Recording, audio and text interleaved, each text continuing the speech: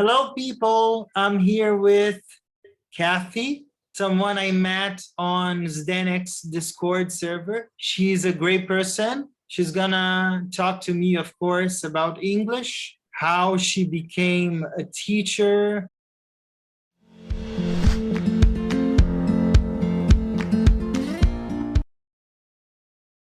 Cathy, welcome to the channel. Be very welcome with us.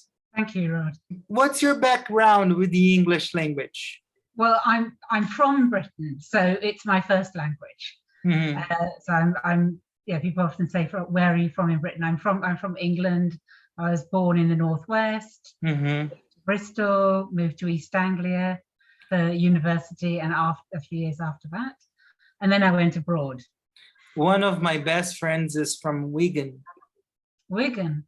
I think that's not that far from where I was born, which is in Middlewich in Cheshire. Yeah. He's a place so obscure that even English people haven't heard of it. So he's a YouTuber as well. Gino, I hope you are watching us, and we are. Why did you decide to become an English teacher then? I think during my 20s, I did other jobs after leaving university. I worked in the civil service for a few years. I didn't really enjoy that. I got a job in a local post office for a couple of years. Mm-hmm. I kind of didn't really have, a career going that I was really into. And I had kind of thought about going and teaching English abroad.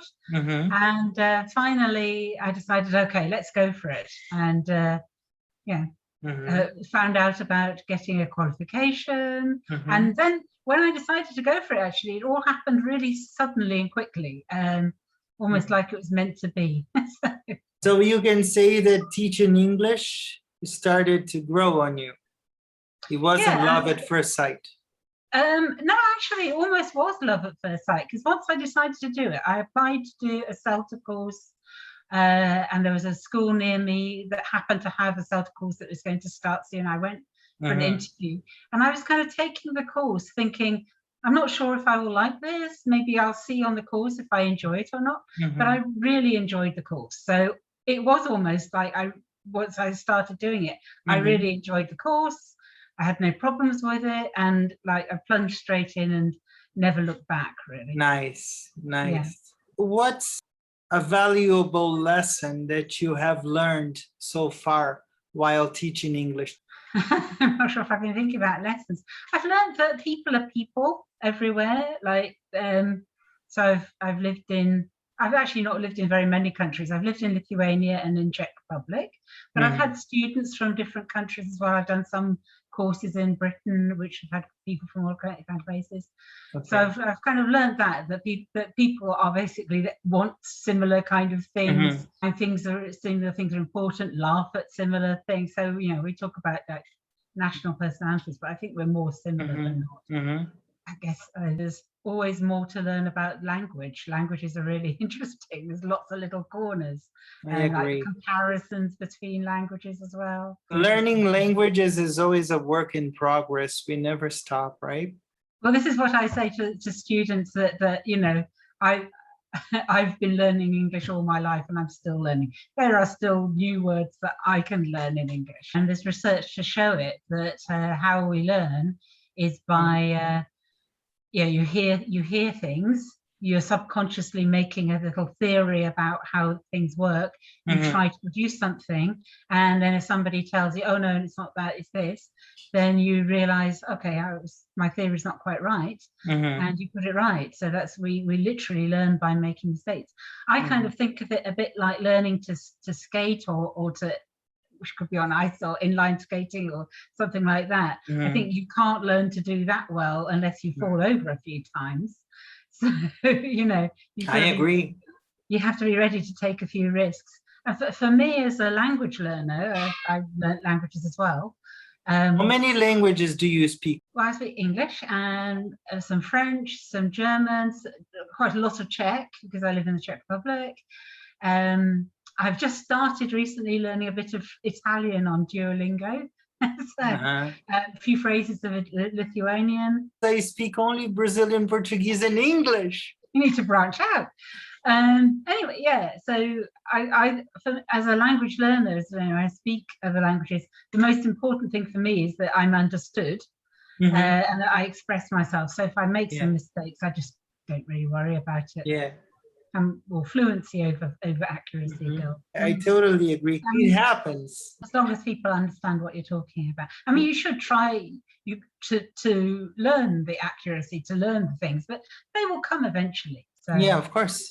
You can't speak perfectly from the beginning. What is something that you love to do when you're not teaching or learning languages?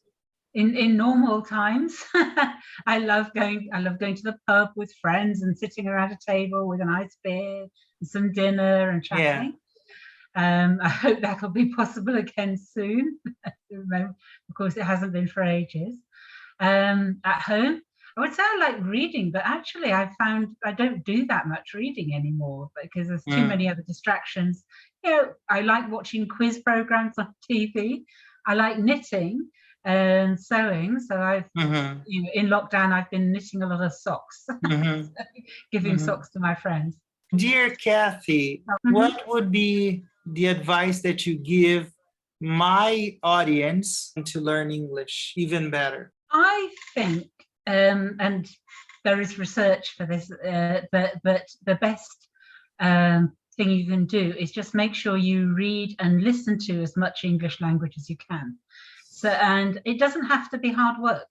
You know, choose the things that you're interested in, you know, the kind of TV program you like, or the kind of film you like, the kind of book you like. If you're interested in football, you know, why not, you know, follow something about a football team in English, you know, choose a British football team to follow, and, you know, just have a look regularly.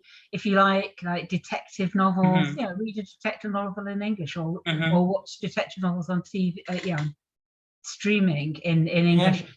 And if you're lower level, have the subtitles on. It's okay. You know, it doesn't have to be hardcore without subtitles, because you'll find that even if you're watching in English with Portuguese or whatever your first language is, subtitles, you'll still take in some of that sound of the English.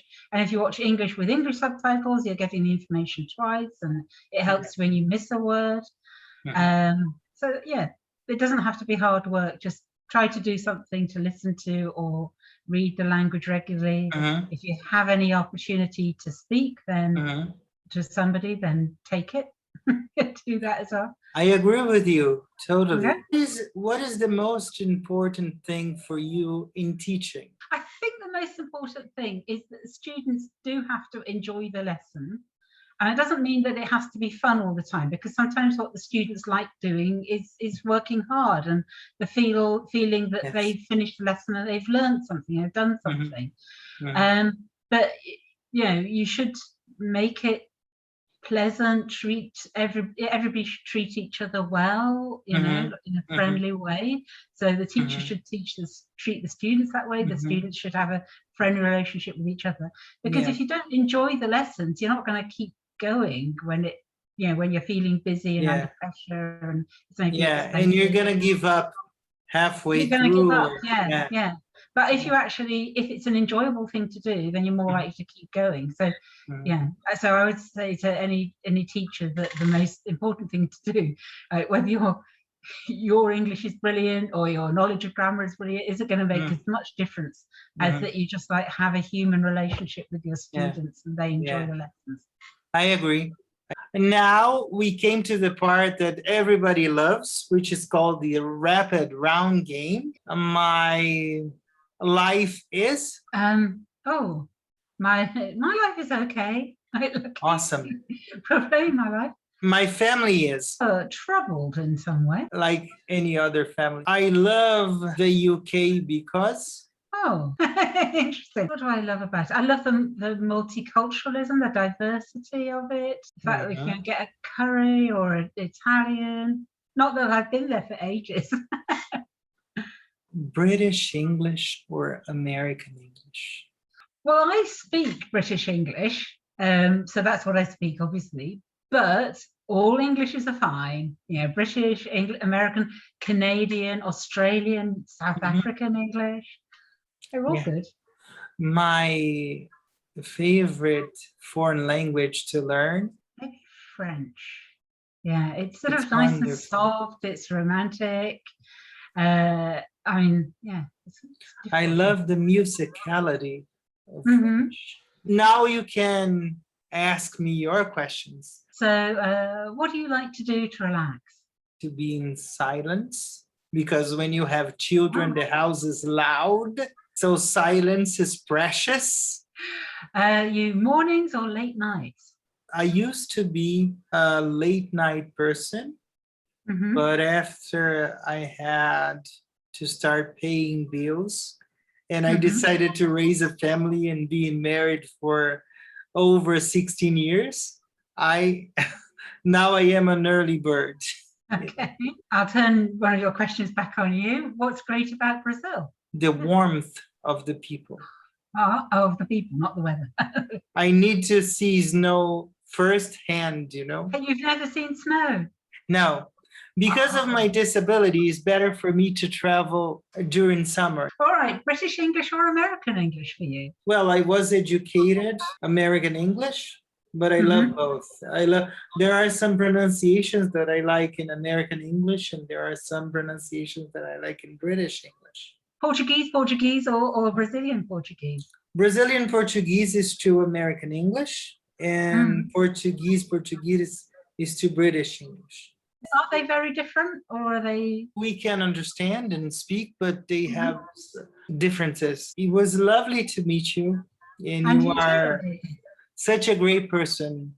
And thank you very much for accepting recording with me. And I hope someday you can come to Brazil to visit us.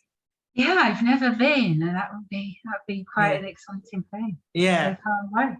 And I hope that when this pandemic is over, we can travel again and enjoy the world. I mean, it's been a great thing that during the pandemic, we've all discovered Zoom, we've been doing things online. And it's only in this last year that I went on Discord, and you know, we find ourselves working with and talking to people in all kinds of other countries. And also because people validated distance learning, or remote learning as well. So, you know, it's not all been bad.